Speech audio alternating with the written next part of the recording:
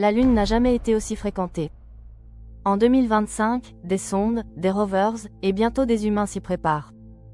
Des États-Unis à la Chine, en passant par l'Inde, le Japon et même des entreprises privées, tout le monde veut sa place sur notre satellite. Alors, pourquoi cette ruée vers la Lune? Que s'y passe-t-il exactement cette année?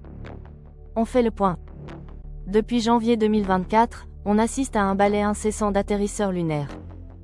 États-Unis Intuitive Machines a marqué l'histoire avec le premier alunissage américain depuis plus de 50 ans.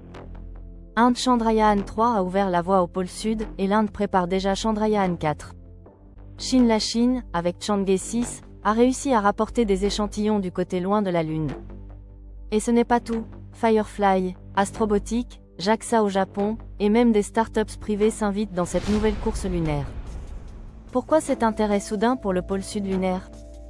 Parce qu'on y a détecté la présence de glace d'eau, précieuse pour produire de l'air respirable, de l'eau potable, voire du carburant spatial. C'est donc la zone la plus convoitée pour installer de futures bases habitées. La NASA, avec le programme Artemis, veut y faire atterrir ses astronautes dès 2026 ou 2027, avec l'aide de SpaceX et Starship. La Chine n'est pas en reste, elle ambitionne une station lunaire robotique permanente d'ici la fin de la décennie. Derrière ces missions, il y a bien plus que de la science. Il y a des démonstrateurs technologiques, des robots foreurs, des satellites relais, mais aussi une compétition stratégique. Qui posera en premier les fondations d'une base permanente? Qui aura accès aux ressources? Et qui contrôlera les communications et la logistique interlunaire?